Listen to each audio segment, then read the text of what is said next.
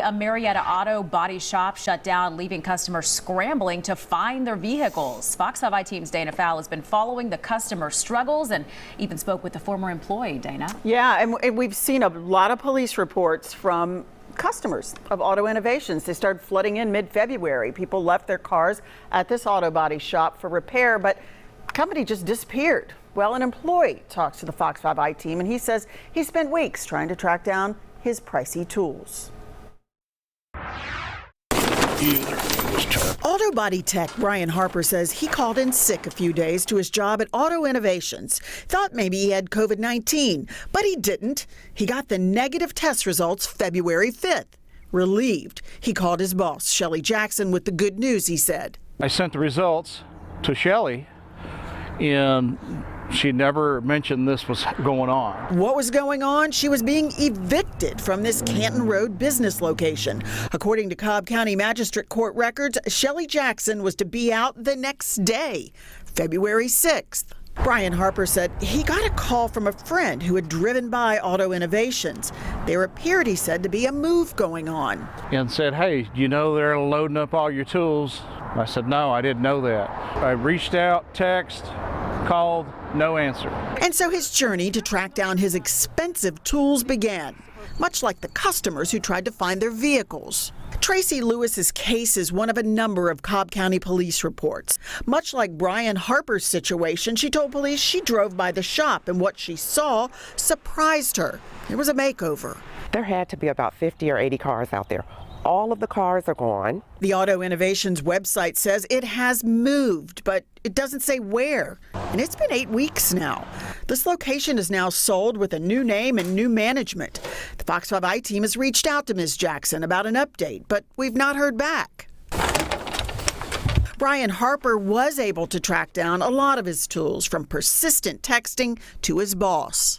How much of that, in terms of dollar value, have you gotten back? I would say 33.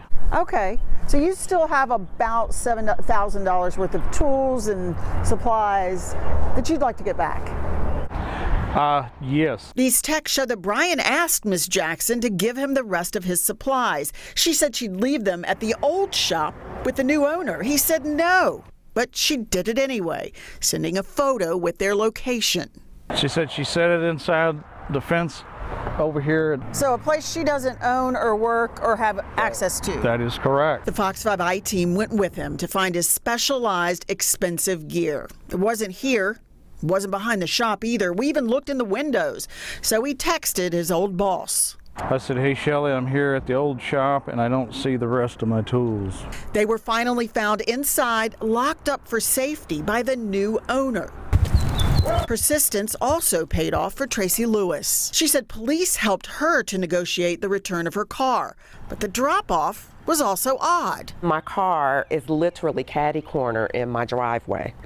No one knocked on the door, no one said anything. Her keys were found in a flower pot, she told me. Yeah. Meantime, Brian Harper is still trying to tie up loose ends so that he can move on. We haven't even got our tax information. The thing is, I'm not getting I don't need you, I can't use you, here's your paperwork. You can't even collect unemployment right now. That's correct. And I do want to say again, we have tried to reach someone at Auto Innovations to talk about where they've moved to and more, but we haven't heard back. I also want to say that this is a new shop. This doesn't look like the old shop. There's new ownership, the whole thing. It's brand new, and Caleb has been working hard to help people find their cars if he knows anything about where they might be. Which is good to hear. Yeah, That really is. So are more people, Dana, still looking for their vehicles? We don't know that yet. What we do know is we're still getting calls lately, and we're getting calls about other concerns that are related to the shop, which we're going to look and see what, follow those through and those leads to see if there's more there. Not sure yet.